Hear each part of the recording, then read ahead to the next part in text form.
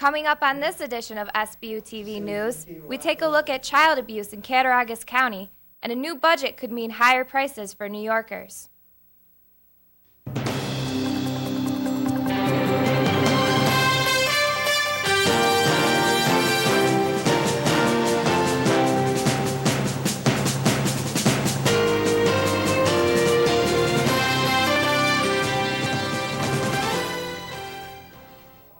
Welcome to Sbu TV News. I'm Chelsea Eggleston. And I'm Jean Taylor.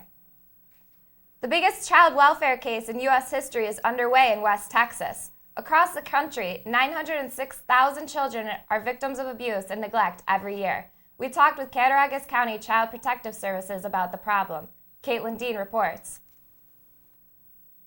Around 80,000 people live here in Cattaraugus County, and it's estimated that 23% of them are minors. According to Child Protective Services, so far the number of reported cases of suspected child abuse and maltreatment are already up 16.3% from where the county was last year. As of April 16th, there were 505 reports, when last year there were only 423. There's a lot of problems right now in our county that have affected children greatly. Crack cocaine has been one that really sticks out in my mind. In the year 2007, a total of 1,524 cases were reported, and that was percent from 2006. Of the cases last year, 20 of the children had to be placed in foster care. That's the last resort. People report cases by calling the State Central Register of Child Abuse and Maltreatment, and they evaluate if it requires an investigation. So once they accept the call, they transmit it to us on our computer system.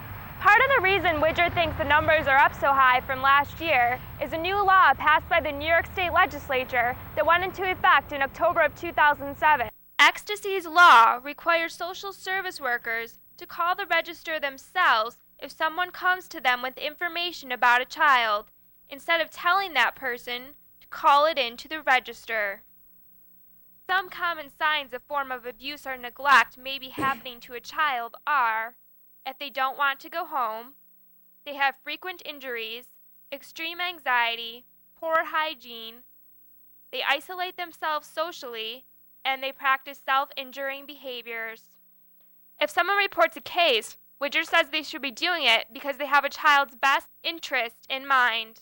I just encourage people to be mature and realize that if they're making a false report, they're hurting other kids because we can't do our job as well as we would like to.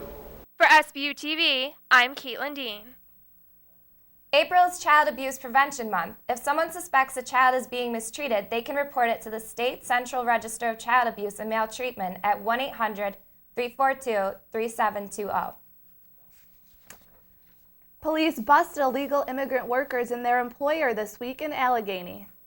The fiesta at this popular Mexican restaurant in Allegheny ended Wednesday when immigration agents and local law enforcement raided Don Lorenzo's and several other locations in western New York and 4 other states. All the restaurants are owned by the alleged ringleader of a human trafficking ring. After a 2-year investigation, Simon Bandez was arrested at his Cheektowaga restaurant for smuggling Mexican workers to the U.S. Once they came into this country illegally, they were transported into those 5 states and forced to work in these various restaurants. They may have been paid up to maybe $300 a week, maybe a little more or less, and in some circumstances only tips. Police also arrested 45 of Bandez's illegal workers and 11 restaurant managers at various locations he owns. Bandez, who's also known as Jorge Del Arco of Dipuy, is being held by federal authorities. If convicted for bringing illegal immigrants into the U.S. alone, Bandez could face life in jail without parole. A local animal shelter is a step closer to knowing if it will win up to $1 million for a makeover. Both pets and pet owners came out to show their support at the Cattaraugus County SPCA. The animal shelter is 12th place out of 20 finalists competing to win the makeover sponsored by Zoo2.com. Officials from Sbu took a tour of the facility on Thursday, April 17th, and will make 7 more to animal shelter finalists across the country. All 20 finalists will be recognized in Orlando, Florida on May 15th, where the top 3 will be announced. First runner-up will win a $10,000 cash prize, and the other 18 finalists will each win $5,000. The winning animal shelter will be announced by Sbu on May 21st in USA Today. One St. Bonaventure professor is sending off this year's graduating class with a few words of wallet wisdom. Now, students are by and large poor. They receive grants and help from their parents and whatnot. When they get their first job, they will be startled at the size of their first paycheck. They will have never seen so much money in their lives. To keep this year's group of job-hunting seniors from splurging everything they have before they get it, he's driving home the message, save now, spend later. Their retirement is going to approach them much faster than they think. He stressed how things are going to go much differently this time around for this year's graduates. It seems clear to almost everybody that graduating students in the year 2008 will not see a penny of Social Security. It simply won't be there for them. The fly in the ointment is really we know nothing about healthcare costs in future. Over the past 2 decades, healthcare costs have increased by double digits. Now, if you want to roll that out from 40 years from now, we'll be spending a significant portion of their money on their own healthcare.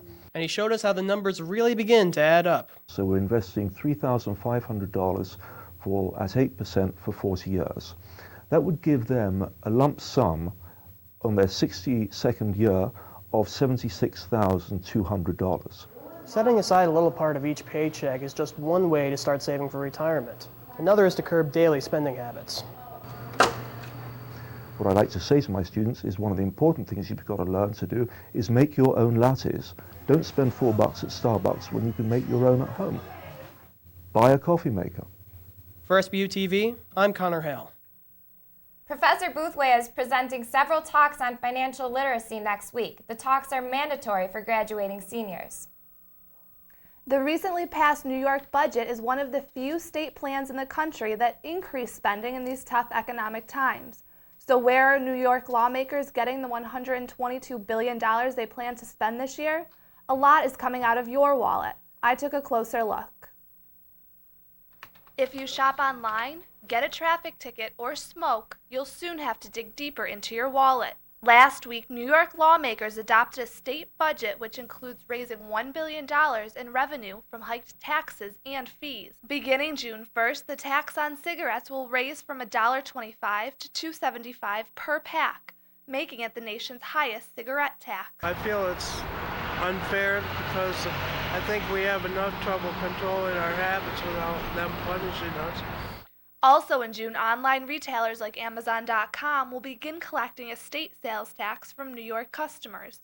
Other new fees include a $20 surcharge for traffic violations like speeding and $170 for DWI. I think they can lower it to keep more people from leaving this area. So just where is your money going?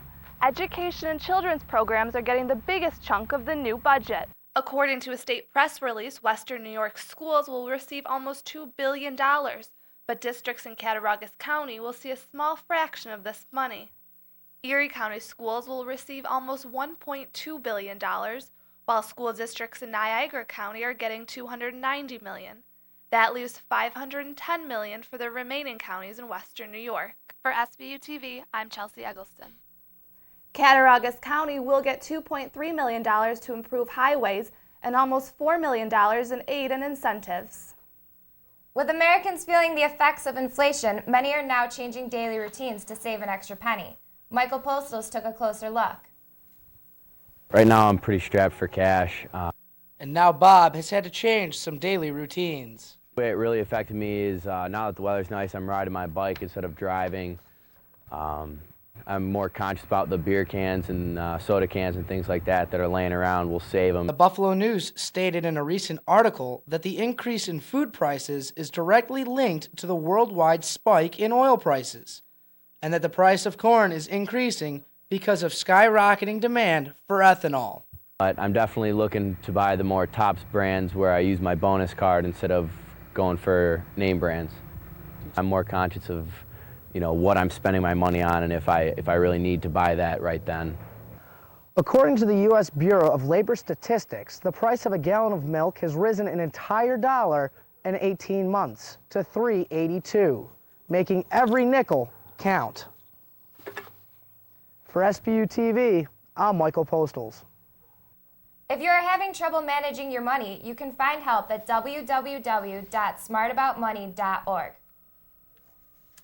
Shoppers in California might end up paying more if they don't start using shopping bags that are reusable. The state legislature is considering 2 bills that would force shoppers to shell out 15 to 25 cents for each plastic bag that they need. CNN's Kevin Rigg has the story on the measures meant to get stores to cut down on plastic bags. Lindsay Reardon and daughter Tatum are stocking up on the week's groceries, one plastic bag full after another. And I normally have the, reusable bags, but I forget them all the time. But, maybe if they were charging, I would be more apt to remember. Not so coincidentally, that's the idea behind 2 bills up for scrutiny at the Capitol today. If passed, grocery and drugstores would have to charge shoppers 15 to 25 cents per plastic bag. It's a follow-up to a mandatory first-in-the-nation recycling program the state enacted last year. This gives the teeth to the law. It sets up benchmarks, and if those benchmarks aren't met, then there's consequences. Levine's bill would require stores to cut plastic bag use 70% by 2012 in order to avoid charging the fee. Grocers say it's too soon to tinker with the recycling program. We think the most effective thing to do now is to wait and see how effective this program is. Recycling is definitely up. Our members say that people are bringing these bags back, are bringing plastic bags back to their stores to be recycled. As for what shoppers think, yeah, I think it's a good thing. I don't use the plastic bag. I carry bags in my car. I don't think that's fair to the customer that we have to take the cost. Levine says the idea is not to penalize shoppers. There's easy ways around it. Bring a reusable shopping bag. There are so many entities in the state of California these days passing them out for free. Coming up next, the temperatures may seem right, but pulling out your green thumb now could do some damage. Also, we'll take a look at the fastest growing jobs in the market. People, let me tell you about my best friend. He's a warm-hearted person who loved me till the end. People, let me tell you about him. It's so much fun, whether we're talking man to man. You don't need to be bigger than life to be a good dad. You just need to spend time with your kids. It takes a man to be a dad. Daddy, why is the sky blue? Well, to match your pretty eyes. Nope, not even close. See, all colors have wavelengths that are diffused by oxygen and nitrogen. Since blue is the shortest wavelength, it's diffused up to 10 times more. Who taught you that? Mommy? By age 12, too many girls lose interest in math and science and their chance at future jobs. Keep her interest alive. You know why mathematics is the basis of life as we know it? You tell me. It's her future. Do the math. If you've got spring fever and find yourself out in your garden planting, you may want to reconsider. The owner of one of the largest greenhouses in Western New York offered advice about when you should really put those gardening gloves back on. Claire Glatz has the story. It's safe to say spring has sprung, but you may want to wait to bring that green thumb out of hibernation. Just remember, even during late April, we can still get weather that's in the teens at night. Those frosty temperatures can damage your plants. If you couldn't hold back, and a plant you put out looks like it's feeling a little under the weather, Maybe water them with Miracle Grow. That way you'll get some fertilizer down to the roots, and when the weather does warm up, they'll be more likely to flush out better. Evans suggests you resist the temptation to plant for a little longer. Be patient till the first week of May at least. If you can't resist getting out into your garden, Evans said pansies can survive a frosty night. They'll take a hard frost and it doesn't bother them. Although they are tough, Evans said to plant them close to the house rather than in the open to be safe. There are other ways you can get your hands into the dirt without planting. Where there is mulch already, they might just want to add a fresh, small top layer of mulch to refresh the color. And it's a good time of year to fertilize their shrubs and perennials too. For all the mothers who get hanging baskets on Mother's Day, The key to keeping those alive is to put them out on the warm days and bring them in at night. for Sbu TV, I'm Claire Glatz. Evans opened Pleasant Valley Greenhouses and Nursery in 1985. The state of the current economy may make it hard for most people to find jobs, but for some new college grads, entering the real world has never been easier. Caroline Bayard explains. As graduation day grows near, college seniors around the country might worry what they'll do with the valuable diplomas they've spent 4 years and a lot of money to get. But according to the National Association of Colleges and Employers, the class of 2008 can look forward to starting careers. Fortunately, actually, there is an increase in hiring and the salaries that are going to be provided, so I think it's a good time. In a struggling economy, employers seek business, finance, and information technology majors most often. Engineering, that's a common one. Accounting, finance, those are some traditional business areas. According to the Bureau of Labor Statistics, the 5 best jobs for 2008 grads are financial analyst, computer systems analyst, computer systems software engineers, civil engineers, and accountants. You need to seek an opportunity that you're skilled and qualified for, so if it goes beyond those few areas, certainly continue to seek them out. Although many employers require applicants to be of a specific major, So you typically can't take an English major and make them an accountant. Bizzarro says there are also many professions that you can take somebody with a diverse background and provide some specific training, and they can enter into a different career field. Students of any major should assess their current skills and abilities and know what they're qualified for. They should also make sure that they've got a good resume and that they get it out there and distribute it widely, that they also know other requirements as far as their values, salaries, geographic preferences. It's also important to be prepared and look professional at interviews, and also keep your eyes open for opportunities that may arise. They might not look the way you thought they would, and they could be really good opportunities. So. Caroline Bayard for Sbu TV.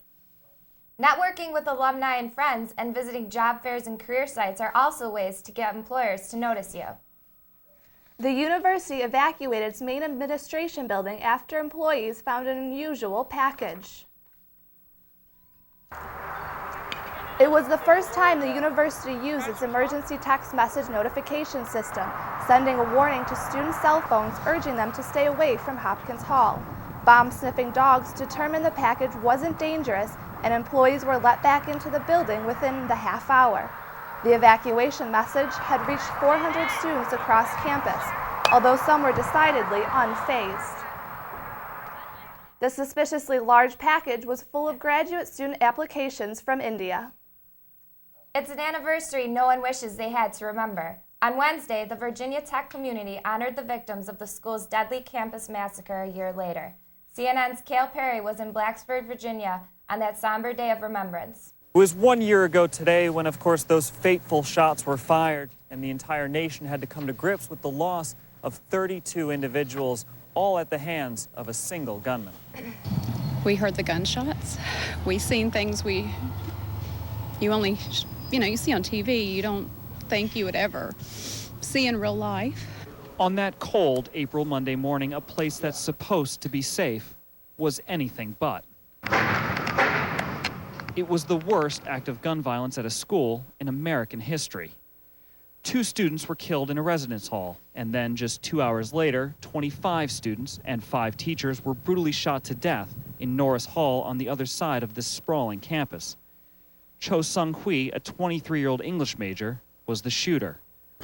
He slaughtered 32 in total, pausing between the separate shootings to mail photos, video, and a manifesto to NBC News.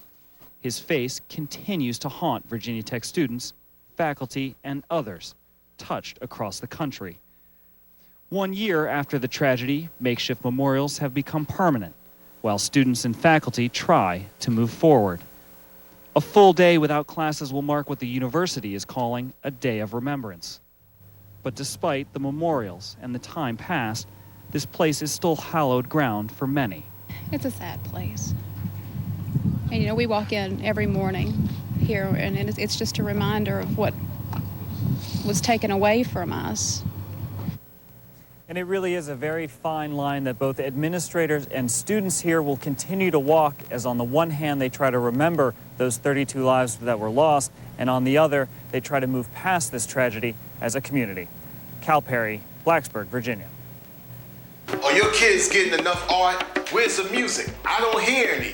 Arts programs are being cut, making it hard for my kids and yours. Arts education is important, so it goes. Fight for it, because the less arts kids get, the more it shows. Rapping, painting, or creating music, arts education is key. How's that, Mom? Remember what I told you, Chuck. Less bebop and more hip-hop. Art. Ask for more. AmericansForTheArts.org.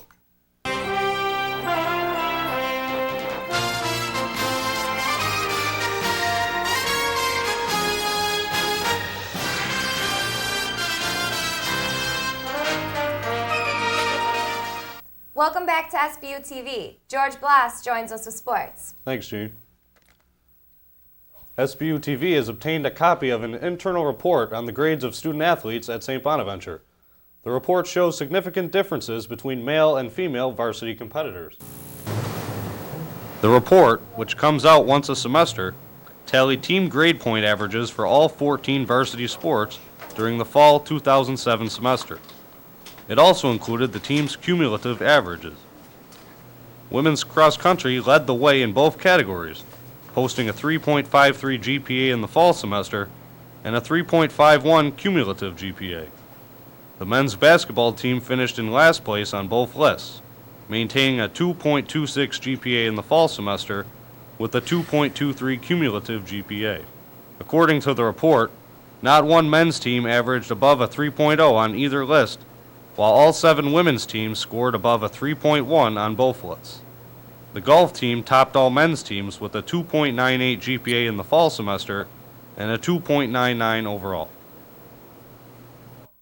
15 athletes averaged a perfect 4.0 in the fall semester. The St. Bonaventure baseball team lost a lot of offensive production from last season as former slugger Brian Pellegrini graduated and was drafted by the Houston Astros. But thanks to another great season from a senior, the Bonnies haven't missed a beat. I found out why. Meet senior Randy Moley. The Bonnie center fielder has enjoyed a tremendous offensive season so far, leading the Atlantic 10 Conference in hits, average, on-base percentage, and slugging percentage. I don't look at stats as much. Like, I'm not trying to boost my stats, but every time I go to the plate, it's just a new at-bat, trying to get a hit and do whatever I can so the team can succeed. Moley currently leads all of Division I in hitting with a .517 batting average. He credits his hot hitting to an improved approach at the plate he developed last August. I worked with Rick Lancelotti, who played at the AAA level and runs some hitting clinics and so on in the Buffalo area. And Rick worked with him on driving the ball to all fields. He helped me with my swing, with my balance, and keeping my hands in close. And ever since then, I've been more comfortable and balanced, and I can hit the ball a lot harder.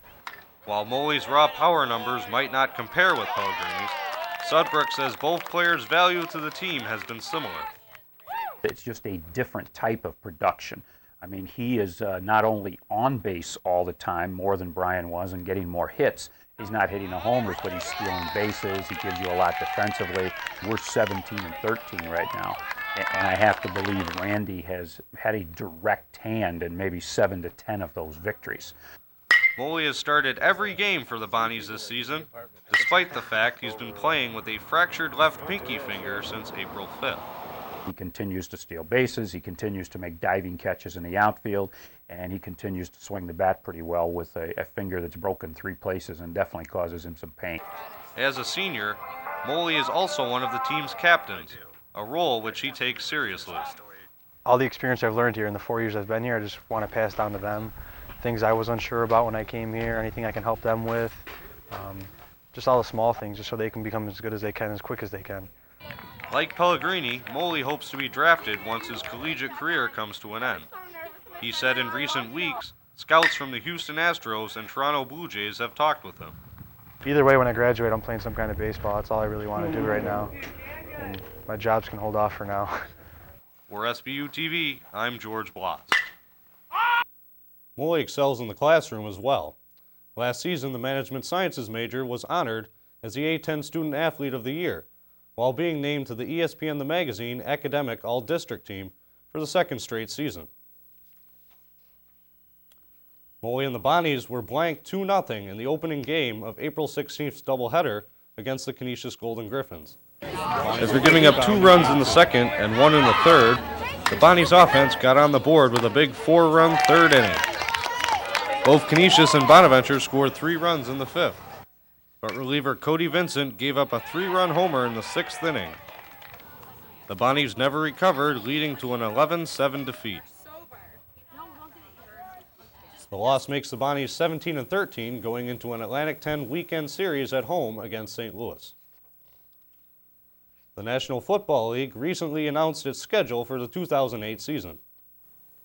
The Buffalo Bills get a travel break as they host 4 West Coast teams in non-divisional play. The Bills will also host a Monday Night Football game at Ralph Wilson Stadium for the second year in a row, as the Cleveland Browns invade Orchard Park on November 17th. The highlight of the schedule will come on December 7th when the Bills host the Miami Dolphins in Toronto's Rogers Center. The game will be the first of 5 regular season games played in Toronto in 5 years as a part of the team's regionalization effort. The Bills will play 4 playoff teams from a year ago, and they play the defending AFC champion New England Patriots twice. That's all for sports. And that's it for this week's edition of Sbu TV News. I'm Jean Taylor. And I'm Chelsea Eggleston. For George Blas and all of us here at Sbu TV, have a great week.